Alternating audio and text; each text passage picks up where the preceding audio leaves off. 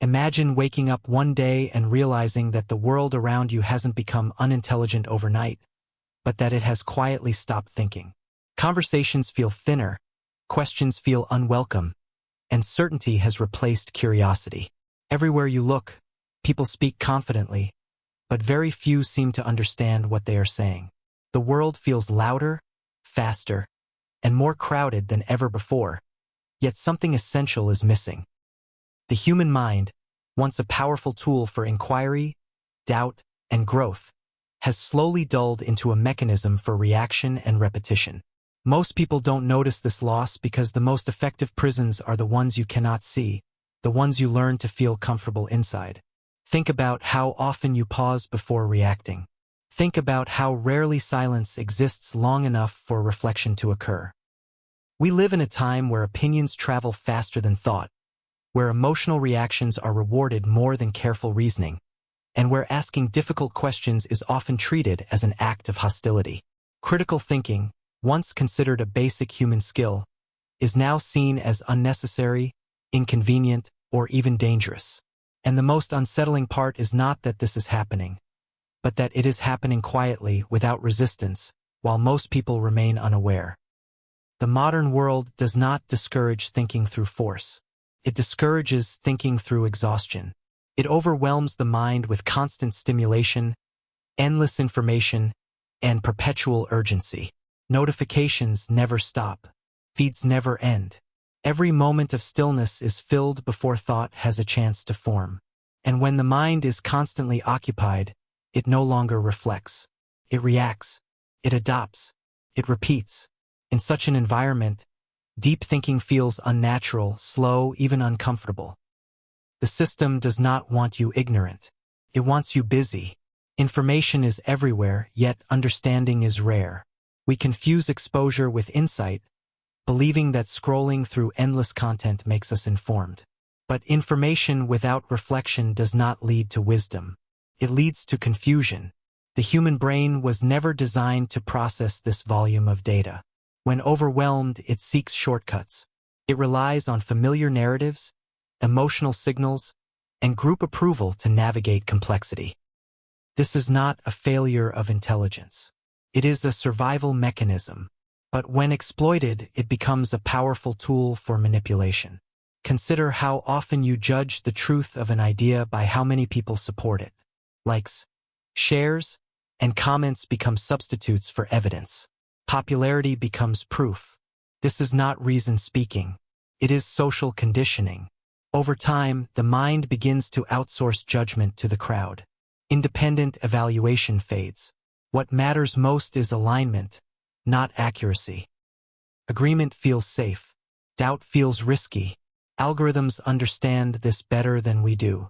They do not show you what is true. They show you what keeps you engaged. They learn your preferences, your fears, your biases, and then quietly reinforce them. You are fed content that confirms who you think you are, not content that challenges what you believe. Slowly, your worldview narrows. Opposing perspectives feel threatening rather than informative. Disagreement becomes personal. And thinking transforms into loyalty. Education, once meant to cultivate understanding, has largely become a system of compliance. From an early age, we are rewarded for memorization rather than curiosity, obedience rather than exploration. Questions are tolerated only if they fit within acceptable boundaries. Original thought becomes a liability. Over time, we learn an unspoken lesson. Safety lies in conformity. Approval comes from repetition. Silence is easier than standing alone. This conditioning does not end with school. It extends into workplaces, media, and social relationships. Questioning consensus carries consequences. Speaking carefully is mistaken for weakness. Expressing uncertainty is seen as incompetence. In such an environment, people learn to hide their doubts. But suppressed doubt does not disappear. It turns into mental laziness. And mental laziness, when normalized, becomes cultural decay. Critical thinking is not difficult because it is complex. It is difficult because it is uncomfortable. To think deeply is to risk being wrong. It requires you to loosen your grip on certainty, to question beliefs that give you identity and belonging. It forces you to confront contradictions within yourself. And for many, that is more frightening than being misled. Comfort becomes more valuable than truth. Belonging becomes more important than understanding. The human brain prefers efficiency over accuracy. It seeks patterns, shortcuts, and familiar explanations. This is why even intelligent people can believe irrational things. Not because they lack intelligence, but because they fear isolation. Group agreement provides emotional safety. Dissent threatens it. History has shown us repeatedly that the greatest disasters were not caused by ignorance alone, but by obedience, silence, and the refusal to question authority. We like to believe we are rational beings, guided by facts and logic. But psychology reveals a more unsettling truth. Most decisions are driven by emotion first, reason second. The mind often defends beliefs rather than examines them.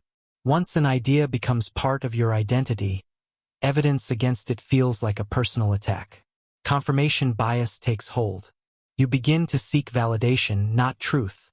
And without awareness, this process becomes invisible.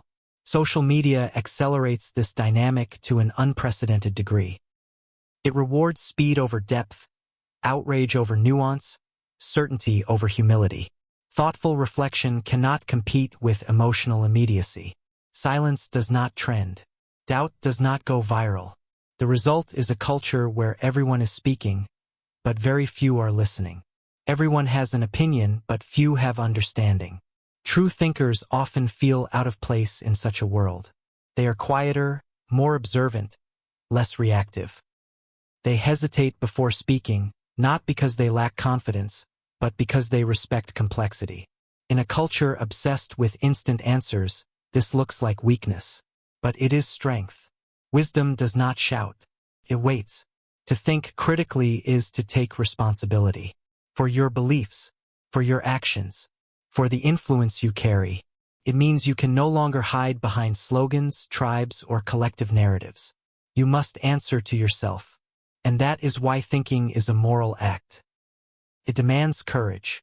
It requires you to stand alone when necessary, to accept uncertainty without panic, and to value truth even when it is inconvenient. The disappearance of critical thinking is not inevitable. It is the result of countless small choices.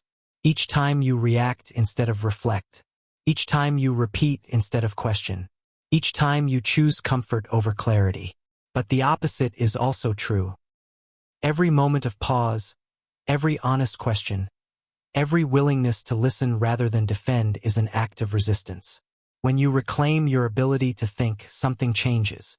You become harder to manipulate. You begin to recognize emotional triggers, rhetorical tricks, and false binaries. You see the difference between information and propaganda, between education and indoctrination, between connection and performance. You stop being a passive consumer of ideas and become an active participant in your own understanding. This process is not dramatic. It does not announce itself. It happens quietly, internally. It happens when you sit with discomfort rather than escape it. When you allow questions to remain open. When you accept that not knowing is the beginning of wisdom, not its failure. It happens when you stop trying to win arguments and start trying to understand reality. The world does not need louder voices. It does not need sharper insults or faster reactions. It needs deeper minds. Minds willing to sit with complexity. Minds willing to say, I don't know, but I'm willing to learn. Minds that value clarity over approval and truth over belonging. If you want to change the world, begin with the way you think. Not because it is easy, not because it is popular, but because it is necessary. The rise of collective mental laziness is not a cause.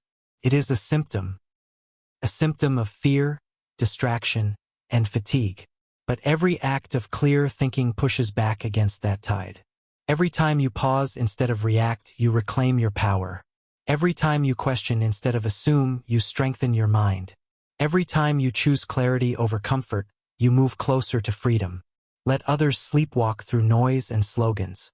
Let them trade independence for validation. But not you. You are awake now. And once you awaken, you cannot return to sleep. If this message resonates with you, share it. Not because it is popular, but because it is necessary. Leave your reflections, your doubts, your questions. Because critical thinking does not grow in silence. It grows in dialogue. And know this, you are not alone. There is a quiet revolution happening. A movement not of noise, but of minds. Not of outrage, but of awareness. And it begins every time one person chooses to think. Stay curious, stay awake, and above all, keep thinking.